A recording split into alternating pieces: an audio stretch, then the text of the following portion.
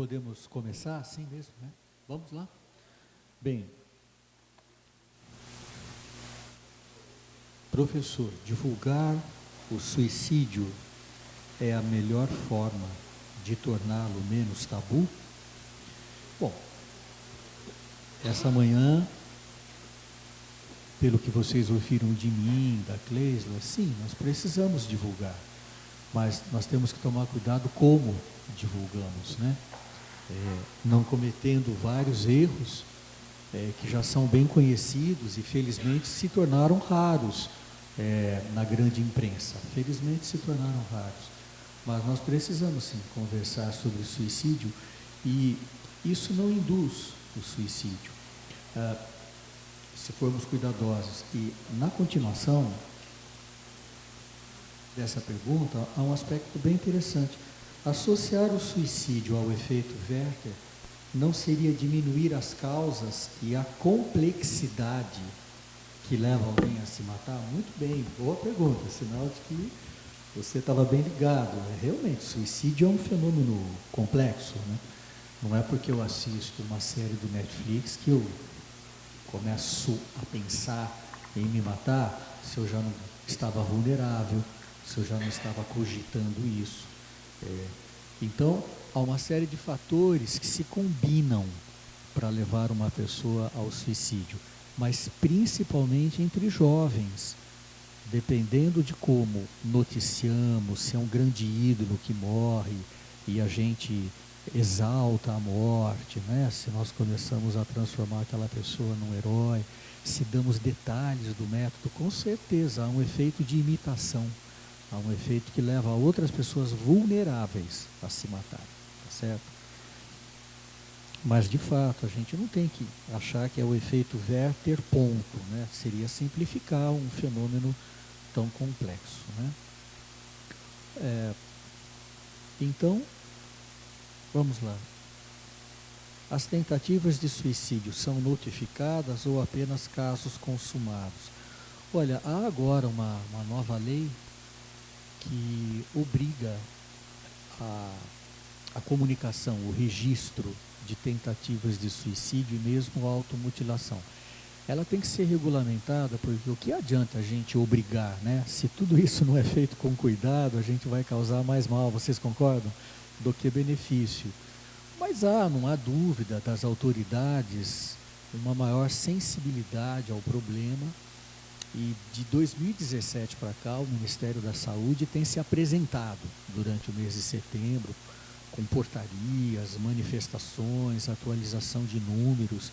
Então, eu diria que nós estamos em um momento em que há boa conscientização. Agora, nós temos que nos capacitar para poder dar conta, porque quando a gente abre uma portinha, né, vem toda uma demanda, e como é que nós vamos dar conta? Então, embora as notificações estejam para se tornar obrigatórias, eu não gosto muito dessa obrigatoriedade, para ser sincero. Notificar obrigatoriamente a automutilação de um adolescente de 12 anos, eu não sei bem como é que esses dados vão ser trabalhados, eu tenho um pouquinho de receio.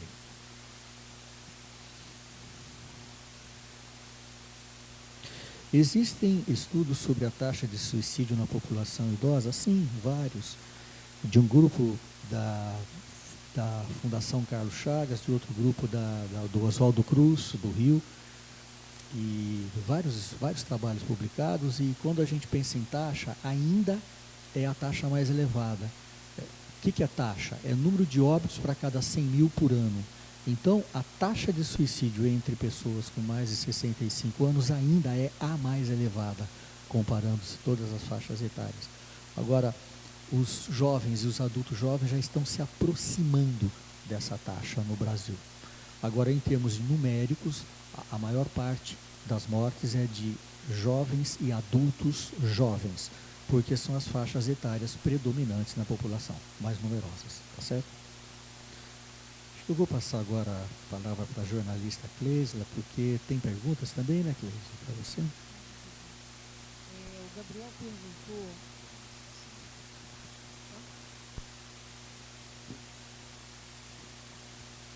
O Gabriel perguntou o seguinte, na reportagem a gente fala de uma caça. Como essa caça é feita? Na verdade, os adolescentes, em especial jovens, isso é muito comum em adulto jovem e adolescente, já que o suicídio, numa idade maior, aos 60, durante a aposentadoria, ele se configura de uma maneira diferente. Eles começam a procurar desesperadamente grupos na internet, nas redes sociais, por associação. Então, possivelmente, um jovem que procura um psicopata, ele não tem tanta facilidade em encontrá-lo. Eles entram nesses grupos restritos e a maneira, através de algoritmos, eles vão meio que mudando de fases, né? E aí eles são aceitos em algumas comunidades que têm endereços muito secretos. Por exemplo, uma vez a gente fez uma série de mutilação e foi preciso fazer várias mudanças no computador para aceitar por conta de segurança. Aí você é indicado, igual os grupos de pedofilia. Então, uma pessoa do grupo vai te apresentando e você vai mudando até ter acesso a essas comunidades. E depois essa negociação, né, dos passos da morte acontecem por WhatsApp. Né? Hoje o Facebook já tem mecanismos de identificar alguns algoritmos. Muitas mortes já foram evitadas assim, mas ainda é assim que acontece. Por exemplo, a Maria de Fátima, ela entrou num grupo da escola e quando ela morreu na Lagoa dos Inconfidentes, a polícia descobriu que tinham mais 25 adolescentes da escola no mesmo grupo, planejando morrer nas 2 próximas semanas.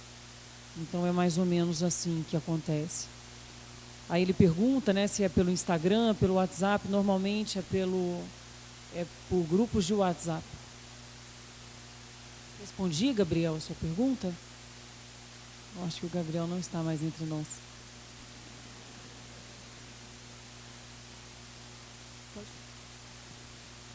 Sobre suicídio na infância, há dados no Brasil e pesquisas? Bem, geralmente as estatísticas oficiais sobre suicídio começam na faixa etária que dos 10 anos até a adolescência oficialmente, de acordo com a OMS, vai dos 10 aos 19.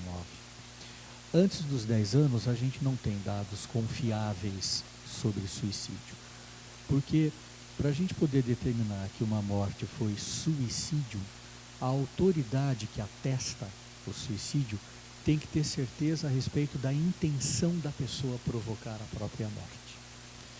Então, nas crianças, até a noção sobre a irreversibilidade da morte, ela começa por volta dos 6, 7 anos de idade.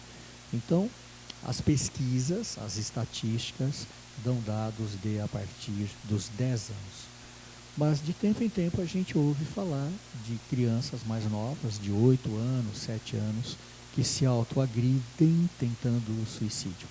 Via de regra, são problemas na dinâmica familiar e que aparece por meio desse ato da criança. Né? Então, a gente tem que ficar bem atento, né, a essas situações, a toda uma dinâmica disfuncional dentro da própria família.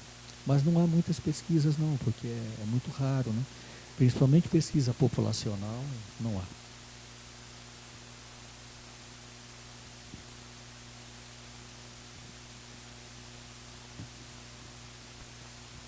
O Danilo pergunta se a internet atrapalha devido à informação rápida, que há 30 anos a gente não tinha internet, o problema era menor. E como era o bullying há 30 anos? Eu posso me ater às questões jornalísticas, né? Eu sempre procuro falar como repórter e não como especialista por causa disso. O que eu ouvi dos médicos é que hoje, por exemplo, a gente sabe que o brasileiro é um dos povos do planeta que mais utilizam a internet.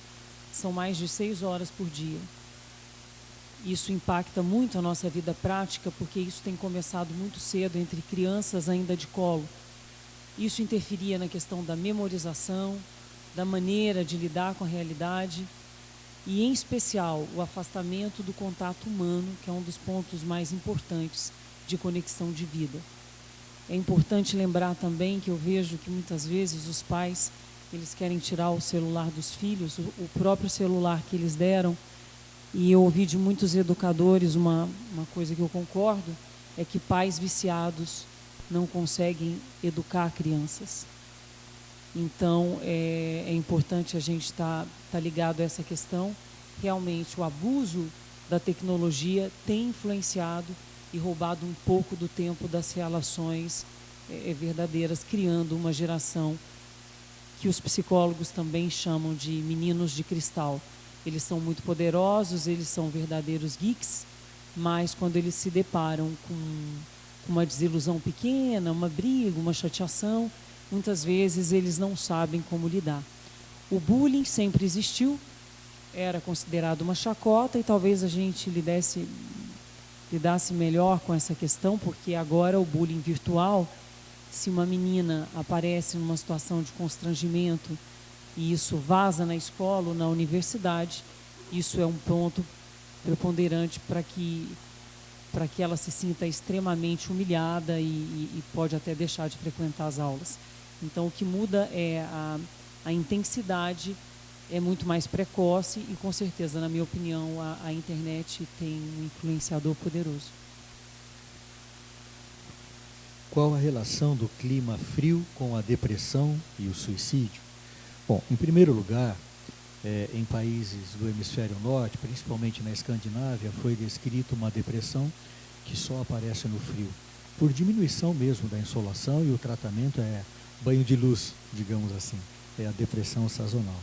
Agora, curiosamente, as pesquisas feitas tanto lá no hemisfério norte quanto no hemisfério sul, no extremo do hemisfério norte e no extremo do hemisfério sul, nós temos pesquisas no Chile, por exemplo, na Austrália, mostram que o maior número de suicídios ocorre no verão e na primavera. Então, esse é mais um dos mitos, né? E isso ao longo dos anos. Há muitos mitos sobre o suicídio que a gente tira da cabeça da gente, né? E não é bem assim. As pesquisas mostram que o verão vem com mais suicídios, tanto no extremo norte quanto no extremo sul do globo. Mais uma pergunta que eu acho que é bem interessante. A pergunta comenta aqui no vídeo mostrado a respeito de um caso de suicídio na USP. O jovem fala em rede social que ele foi diagnosticado como esquizofrênico. E a pergunta que me fazem é nomear a doença, qual é o impacto que isso tem para a pessoa, né? Uma doença mental grave, como a esquizofrenia, ou olhar para um jovem ou para os pais e dizer, trata-se de um caso de transtorno borderline de personalidade. Qual é o impacto disso? Bom, o impacto disso é enorme, né? Há um estilo de médico que talvez se aproxime mais do norte-americano, que é que chega com aquele avental bem postado e fala, né? Você ouviu bem? Assina aqui que você ouviu bem. Nós temos uma maneira diferente de trabalhar. A gente tem que primeiro entender o que a pessoa tem condições de compreender e então falar na dose e no tempo mais adequado para cada pessoa. Às vezes, dar um diagnóstico alivia o paciente. Uma vez eu li uma frase que fez e faz sentido: quando a gente consegue chamar o diabo pelo nome, ele fica menos feio. Você já ouviu essa palavra? Essa frase? Mas não é sempre assim que ocorre. Às vezes uma pessoa fala, então tudo isso que eu tive é a crise de pânico. Que alívio. Às vezes o diagnóstico traz um alívio porque ele organiza mentalmente alguém que já está muito desorganizado e apavorado. Mas nem sempre é assim que a coisa acontece. Um diagnóstico como esquizofrenia, né?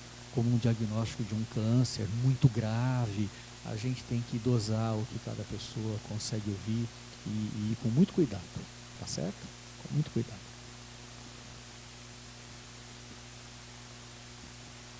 O Christopher fala sobre a importância e a relevância da depressão como um gatilho para o suicídio. Eu acho que o Dr. Neuri pode responder melhor isso, mas também o que eu aprendi fazendo o livro é que o primeiro passo é diferenciar a tristeza, né, que é um sentimento corriqueiro da vida, com a depressão, que é uma doença psíquica grave e atinge 300 milhões de pessoas no planeta. A depressão é uma doença incapacitante e, no caso da depressão, enquanto vários cursos e vários livros e vários autores de autoajuda te sugerem a ter coragem, vencer o seu lado fraco, autoestima não cura a depressão. Depressão é uma doença que precisa de um tratamento baseado num tripé, que é a terapia, um psiquiatra e a espiritualidade de cada um, seja qual for. Então, a gente tem que tomar muito cuidado com o que tem sido noticiado, onde uma pessoa que tenta suicídio ou comete é considerada uma pessoa fraca, uma pessoa que não reage, e isso é uma falácia. Então, a gente tem que ter muito cuidado com a repetição desses mitos que são extremamente prejudiciais e podem causar numa pessoa vulnerável o desejo de se matar. Bem, há algum lugar que faça atendimento ou dê suporte para quem perdeu alguém por suicídio? Sim, existe. Nós temos uma organização não governamental que dá orgulho para a gente, que é o Centro de Valorização da Vida, né? O CVV. Existe desde 1962, é uma entidade baseada no voluntariado.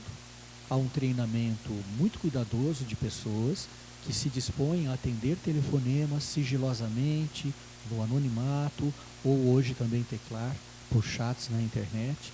Então, o telefone 188 é nacional, 24 horas por dia, e uma pessoa desesperada pode ligar. Como uma evolução de seu trabalho social, o CVV criou os grupos de apoio a sobreviventes do suicídio, entendendo-se por sobreviventes os familiares e amigos enlutados. Então, se você entrar na página cvv.org.br, você vai ver que em São Paulo e em várias cidades do Brasil já existem esses grupos de apoio. A abreviatura é GAS, né? Grupos de Apoio aos Sobreviventes do Suicídio. Uma outra pergunta: além dos telefonemas, que outras prevenções a família e a sociedade podem fazer para ajudar quem tentou o suicídio? Olha, são muitas coisas, né? Quando a gente dá assim, uma palestra como a que eu dei hoje, a gente pinça alguns casos, alguns exemplos, mas são muitas coisas. Esses telefonemas, como eu expliquei, eles eram mais uma reação nossa diante do conhecimento de que a maioria das pessoas, depois de tentarem um suicídio, desaparecem do mapa. Elas não procuram ajuda. Elas falam, foi uma bobeira, é melhor pôr uma pedra, é melhor esquecer. Então, os telefonemas eram até para ajudar a pessoa a mudar para si próprio o próprio discurso, encontrando um significado e dessa maneira procurar ajuda. Agora, outra pergunta que me fazem é, não é tão fácil encontrar ajuda. Não é mesmo, né? É muito difícil você encontrar hoje no Brasil serviços na área da saúde mental que possam dar conta adequadamente de uma crise suicida. Como também é muito difícil você conseguir uma internação psiquiátrica urgentemente. Nós saímos de uma época em que havia manicômios e muito desrespeito ao ser humano, e estamos agora numa época em que faltam leitos psiquiátricos, faltam serviços de emergência psiquiátrica adequados, né? E faltam também ambulatórios que possam oferecer psicoterapia e outros tipos de atendimento. Porque quando um jovem tenta o suicídio, não é só ele que precisa de apoio, toda a família precisa de apoio, né? Então nós precisamos, com a maturidade da sociedade, exigir que esses serviços também sejam disponibilizados, porque o acesso a serviços de saúde mental também diminui o número de suicídios. Há uma parcela de suicídios que a gente consegue evitar se nós conseguirmos tratar direitinho transtornos mentais. Como eu disse, não todos os casos, né? Outra pergunta que me fazem é sobre os sinais também. Nesse mês de setembro, há muitas pessoas que vão aparecer dizendo os sinais que os suicidas dão antes de se matar. Por favor, levem em conta as mudanças que você observa num filho, num colega, num aluno, aquelas mudanças que se mantêm ao longo do tempo, as postagens, as frases, levem em conta. Mas dizer que toda pessoa que se mata dá sinal é culpabilizar demais familiares que estão ouvindo essas comunicações e que perderam pessoas assim, de surpresa, sem haver o menor sinal. Eu, como psiquiatra, já tive que enfrentar a perda de pacientes em que eu não desconfiei que eles fossem se matar. E eu que sou treinado nessa área. Então, vamos ser muito cuidadosos com essas frases absolutas, essas verdades absolutas que a gente fala. Cada caso realmente é um caso, tá bom? Tem aqui a última pergunta da Kelly, e coincidentemente eu falei sobre isso ontem. A Kelly pergunta se nós já sabemos o impacto da campanha do Setembro Amarelo nos índices de suicídio, se não é perigoso essa estratégia. Ontem mesmo eu falei sobre isso e eu acho que ou a Unicamp ou a USP deveria fazer um levantamento sobre isso, porque eu acho que neste período é possível que os índices sejam diferentes dos outros meses, porque é o que nós já falamos, falar sobre é muito importante. Falar de suicídio não gera suicídio em pessoas que estão bem, mas falar de suicídio de uma maneira desastrada, jogando uma bomba naquela pessoa, sem a menor condição de auxiliar e de encaminhar, na minha opinião, isso pode aumentar o risco em pessoas vulneráveis. Então, eu acho que além de campanhas não só de informação, que é muito que a gente vê, e eventos, eu acho que nós deveríamos fazer uma grande rede de voluntários, aumentar o serviço do CVV, cada um na sua área, né? A gente tem a impressão que para ajudar a gente tem que sair da casa da gente, nada difere o templo da oficina, né? Então, cada um de nós, dentro da sua escola, dentro da universidade, podia fazer o seu papel, porque realmente eu acredito que durante o setembro seja possível, não tenho nenhuma pesquisa, eu nunca vi, mas é possível que exista um aumento no número de casos, é um tema a ser estudado. Olha, eu tenho várias perguntas, mas eu selecionei algumas e tem uma que eu acho que diz respeito a esse nosso encontro, né? Como mudar a cultura universitária e ter também mais profissionais de cuidado contratados pela universidade. Na unidade em que trabalho, há apenas um psicólogo e o escritório de saúde mental, não tem equipe contratada, não tem conseguido dar conta, etc. Olha, isso é um grande problema, né? Em primeiro lugar, eu participei da direção, da criação de 2 serviços na Unicamp. Um serviço que atende toda a universidade, isso foi há muito tempo atrás. Eu participei por 7 anos da direção do SAP, Serviço de Apoio Psicológico e Psiquiátrico ao Estudante. O SAP foi criado há 40 anos na Unicamp. Nós temos uma tradição de pesquisa na área de prevenção de suicídio na Unicamp. À tarde vocês vão ouvir o Roosevelt. O Roosevelt foi meu orientador. Então o Roosevelt é o meu pai acadêmico, ele vai falar com vocês à tarde e vocês vão gostar muito dele. E depois eu participei do GRAPEME, Grupo de Apoio Psicológico aos Estudantes de Medicina, Residentes, etc. Bom, o que eu posso dizer é que a universidade não vai dar conta daquilo que o restante da sociedade não está conseguindo prover em termos de saúde mental, né? Cobra-se a mesma coisa das escolas em geral, né? Quer dizer, a escola não dá a educação que os pais não dão dentro de casa. Então, a universidade ela tem que ter serviços que acolhem, que detectam os casos mais graves e talvez aumentar uma rede de profissionais que se proponham a atender estudantes por preço simbólico ou de graça, e também contratar profissionais. Estava conversando hoje com o professor Andrés. Na Unicamp, como os serviços são um pouco mais antigos, nós temos também estágios. Selecionamos muito bem profissionais de psicologia, de psiquiatria, e esses estagiários ajudam no atendimento, né? O serviço da Unicamp, o SAP, que é o serviço maior, tem 13 profissionais de psicologia e não dão conta. E eu tenho a impressão de que se nós tivéssemos 30, não dariam conta. Nós sempre vamos ter que ter critério de tempo em que uma pessoa permanece em psicoterapia. Na Unicamp nós decidimos que por mais do que 6 meses nós não ofereceríamos psicoterapia, só em casos muito discutidos em reunião clínica e muito selecionados, né? Nós também não conseguimos dar conta das demandas de atendimento psiquiátrico entre alunos da universidade. Gente, uma universidade como a USP, como a Unicamp, é maior do que muitos municípios brasileiros. Nós não conseguimos dar conta plenamente. Então, prevenção de suicídio se faz por meio de uma rede de serviços. Ninguém sozinho vai conseguir dar conta. Agora, a ideia de a USP aumentar o número de profissionais que vão atender alunos é uma ideia que eu tenho certeza que está no planejamento da universidade. temos que ver até onde isso vai ser viável em termos financeiros, em termos políticos. Nós não estamos numa boa época para as universidades públicas, né? Mas eu tenho certeza que essa é uma prioridade. O fato da USP estar fazendo esse evento é um sinal muito claro, né? Ninguém faz um evento desses para não ter um compromisso ao final do evento com a comunidade acadêmica.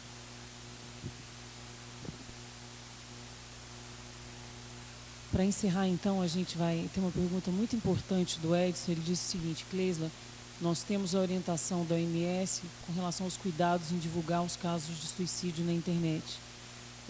Só que agora todos são repórteres. Como você vê essa situação? Eu vejo com muita preocupação. Por um lado, é muito bom que todos sejam repórteres, porque a gente tem aí mídia ninja.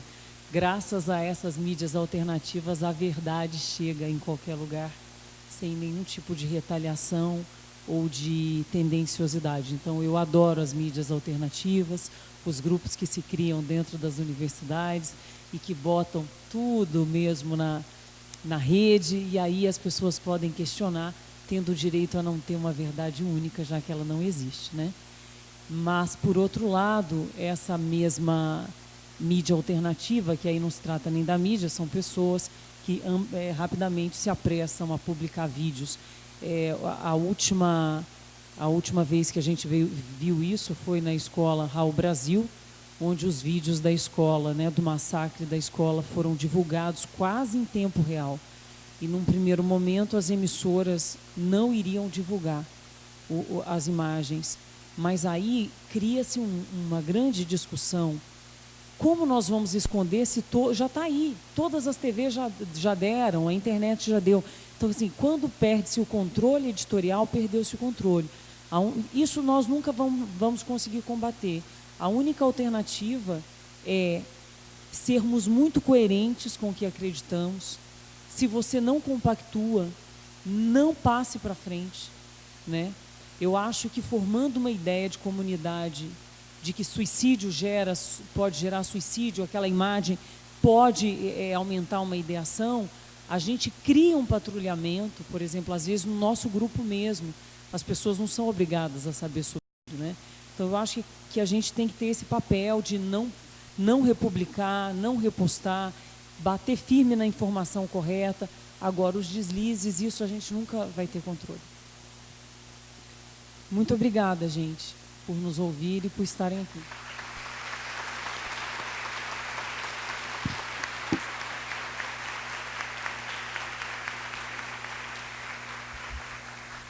Convidamos o professor Andrés Antunes, coordenador do Escritório de Saúde Mental, para as suas considerações e finalizar as palestras da parte da manhã.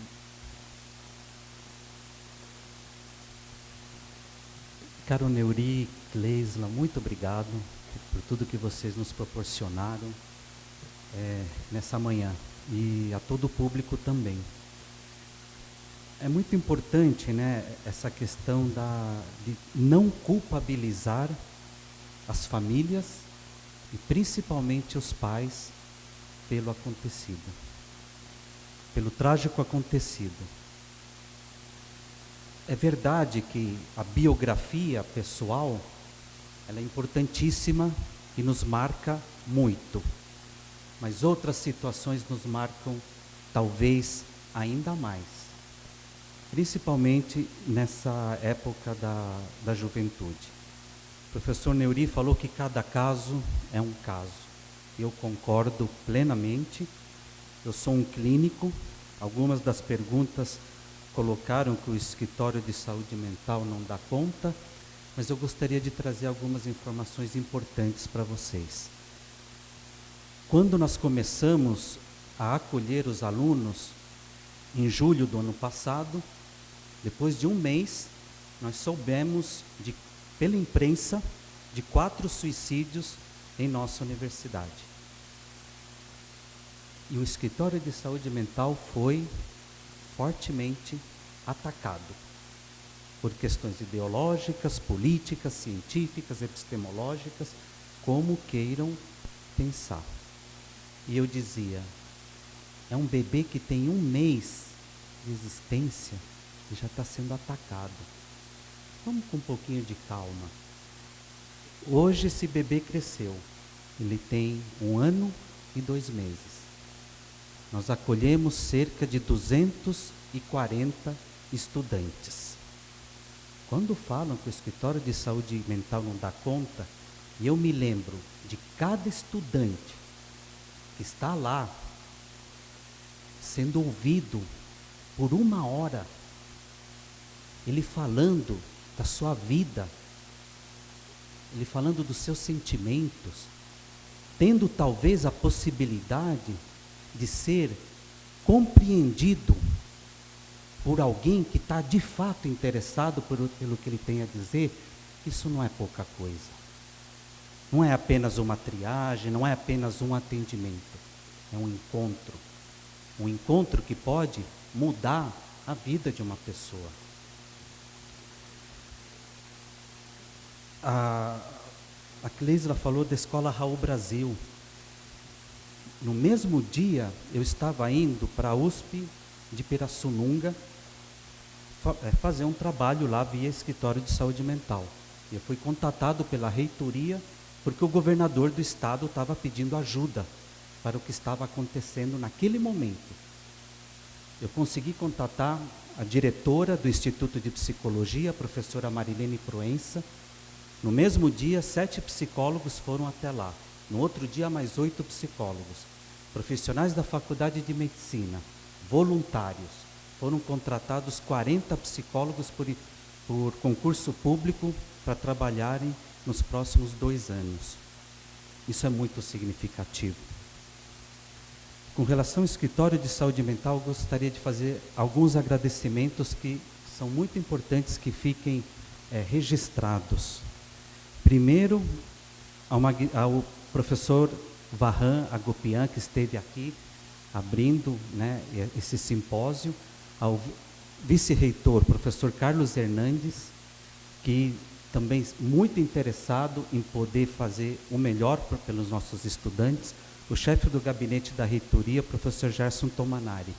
Nós começamos a pensar no apoio psicológico e psiquiátrico ao aluno em setembro de 2017, muito antes de aparecerem os 4 suicídios noticiados pela Folha de São Paulo. Eu agradeço a equipe da Pró-Reitoria de Graduação, especialmente em nome de Luciana Delfine de Campos, em nome de quem agradeço toda a equipe de apoio, né, que tem possibilitado esse simpósio, Rodrigo, Anderson, entre outros, do Núcleo de Mídias Digitais. O Escritório de Saúde Mental não está sozinho, ele está com a Superintendência da Assistência Social.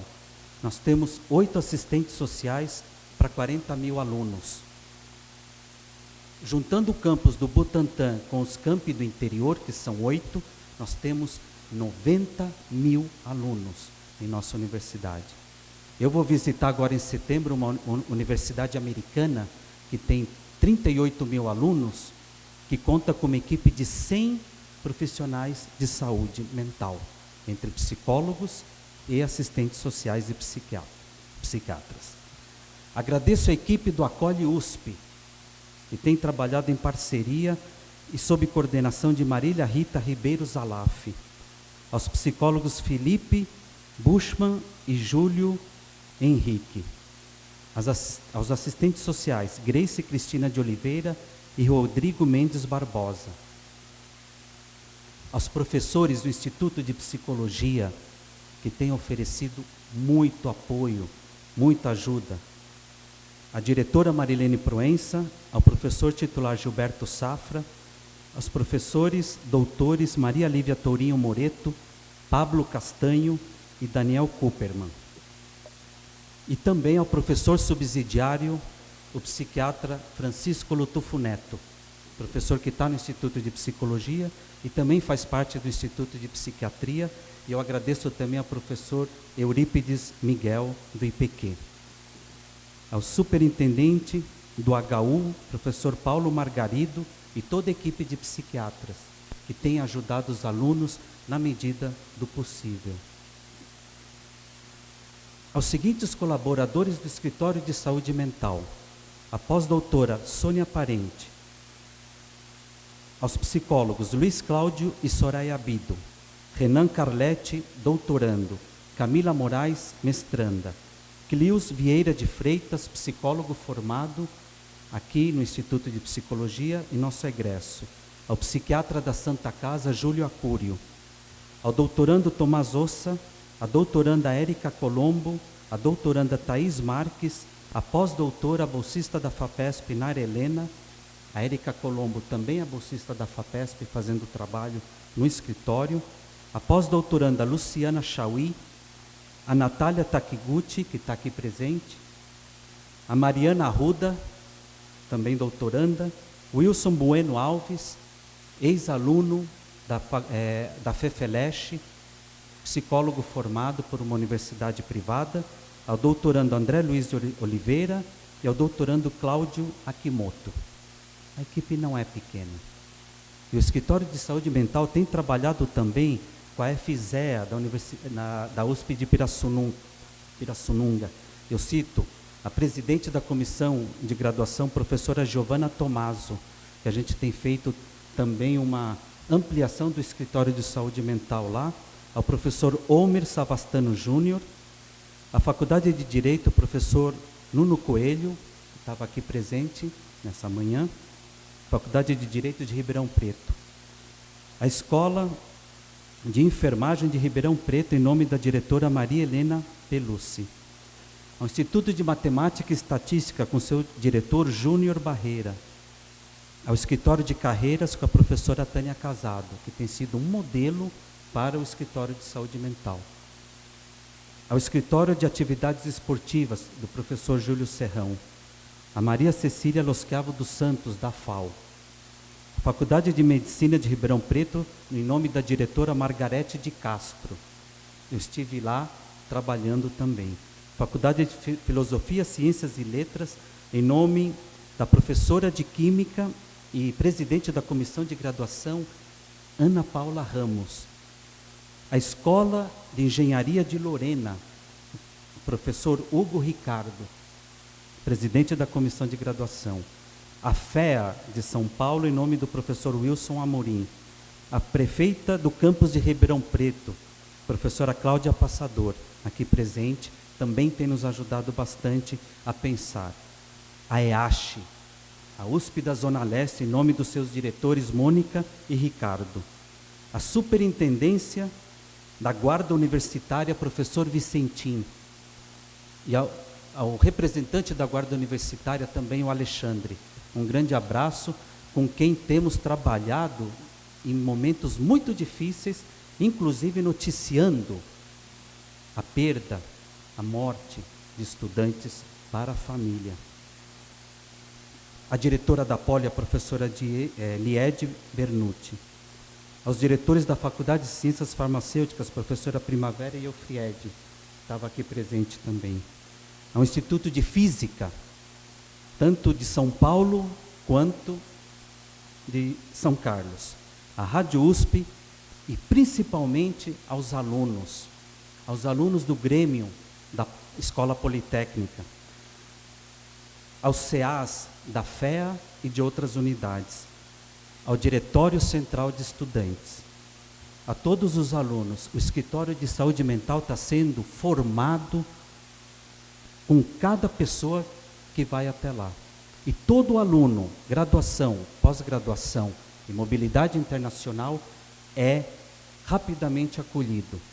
E agora a gente está tendo a possibilidade de encaminhamentos para pesquisa.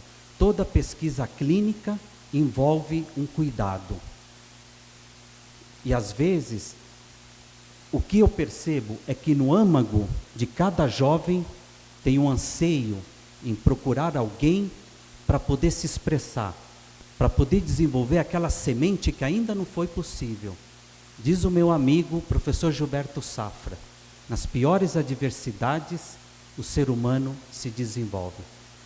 Gostaria de uma salva de palmas para os nossos convidados, professor Neuri Botega, Cleisa Garcia, e muito obrigado pela presença de vocês.